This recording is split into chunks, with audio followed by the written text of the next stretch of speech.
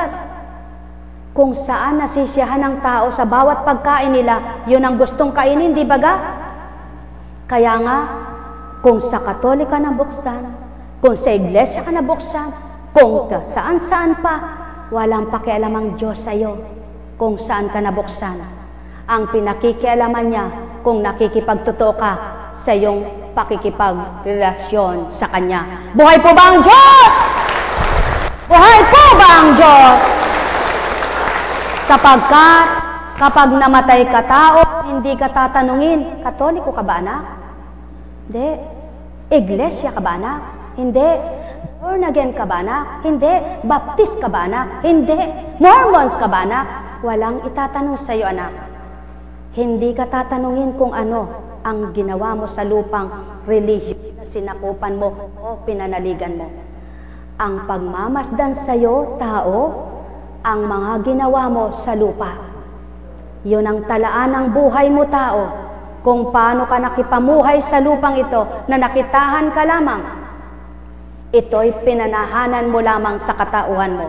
Hindi ito ang tunay na tahanan mo. Dito'y nakikitahan ka lamang, nakikipamayan ka lamang, sapagkat ikaw tao ay mamamatay sa katauhan at muli mabubuhay ka kung ikaw ay kay Kristo. Buhay po ba ang Diyos? Buhay po ba ang Diyos? Kaya tao, huwag mong ipagmagaling magaling ka. Huwag mong ipagyabang magaling ka. Sapagkat kahit ang isang mangmang, pinapaging dapat ng amang maging mangmang kung magiging matalino siya para sa kanya. Subalit kung ang katalinuhan mo ay sa lupa, tao ang nagturo sa iyo, ang guro mo'y tao, ang professor mo'y tao, hindi ang Diyos. Buhay po ba ang Diyos? Subalit ang karunungang pangbanalan, ang guru mo'y Espiritong Banal. Buhay po ba ang Diyos? Yan ang pawang katotohanan, mga mahal ko, at ang pawang totoong guro na magliligtas at magtatanggol sa iyo, yaong may pagpapahalaga sa iyo. Yung nagmamalasakit sa iyo, yung nagmamahal sa iyo, hanggang wakas ng buhay mo, hindi ka iiwan. Yaan ay ang Kristo!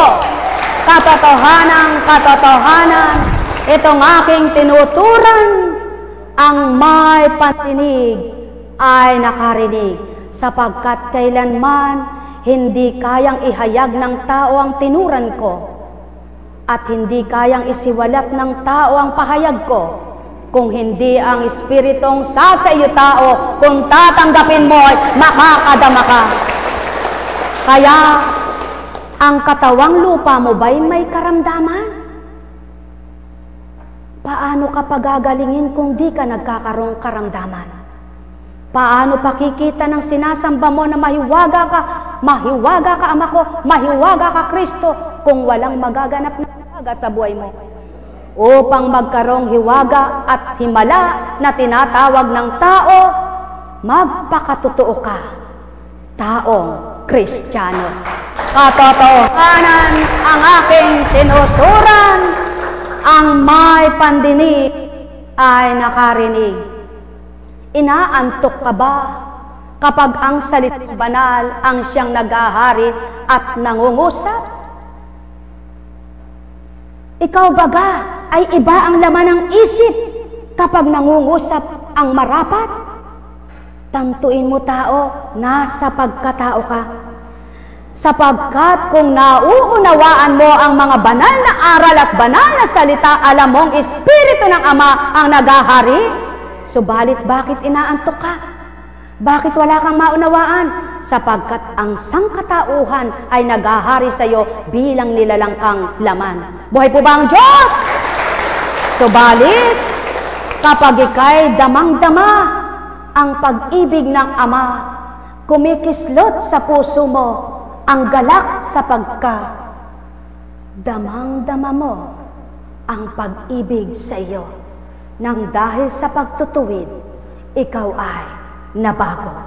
Ang may pandinig ay nakarinig. Katotohanan kong tinuturan sa inyo, hindi pipiliin ng Ama mangmang ka sa lupa at sasabihin, bumaba ka anak, tumuko ka sa impyerno, hindi ko tinatanggap ang mangmang sa langit. Tatandaan ninyo mga mahal ko. At di rin sinasabi ng Ama, "Anak, mayaman ka ba?" Kailan may hindi yaon ang basihan ng Ama.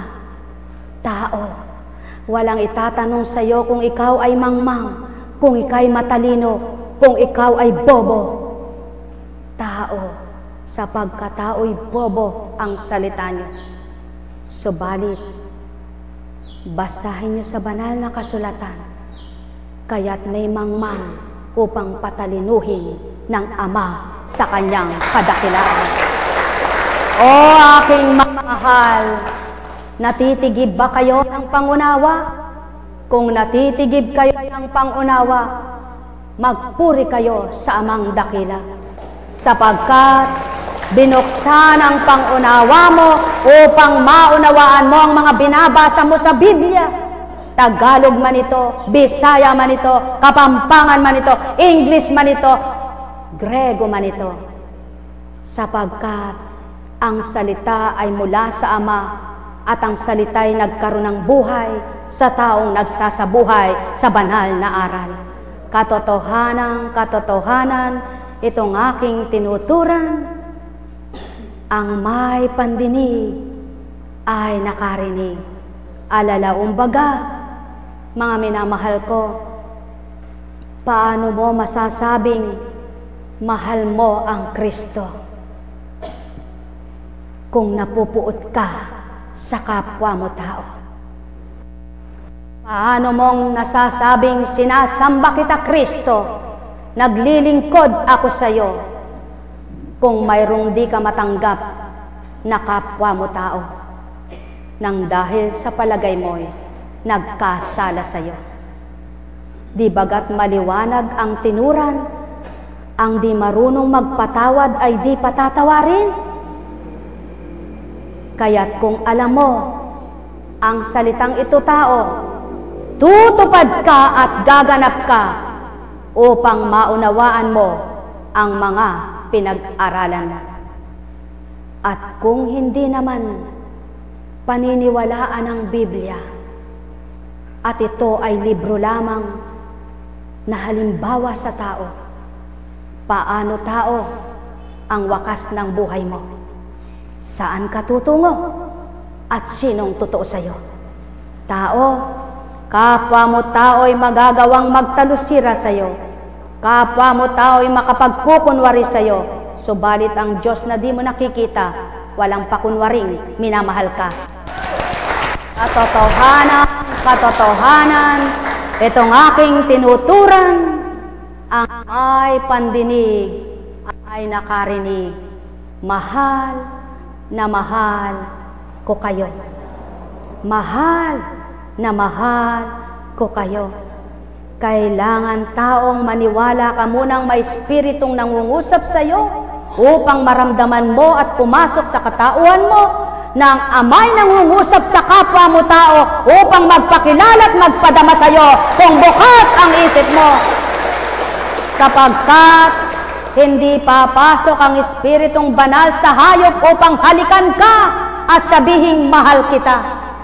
Hindi papasok ang espiritong banal sa isang ibon para tukain ka at sabihing magaling ka na. O tao, magbulay kayo, magnilay kayo, suriin nyo at pag-aralang lahat ang tinuran ko. Dooy matatanto nyo, di mula sa tao. Sapagkat kung tao por tao ang pagmumula nito, walang sasambitin at ituturo sa inyo kundi pang sanlibutan na gawa ng tao. Subalit, inaaral at binahagi sa inyo kung paano ang tamang pamamaraan ng pag-ibig, ng pagtitiwala, ng pananalig. Gawin mo ito tao, mabubuksan ang isip mo para makilala mo ang tinatawagan mong Panginoong Hesukristo at Panginoon ko. Sambit ng labi mo, magaganap ang pumasok ng paghahari sa puso mo. Ang may pandinig ay nakarinig.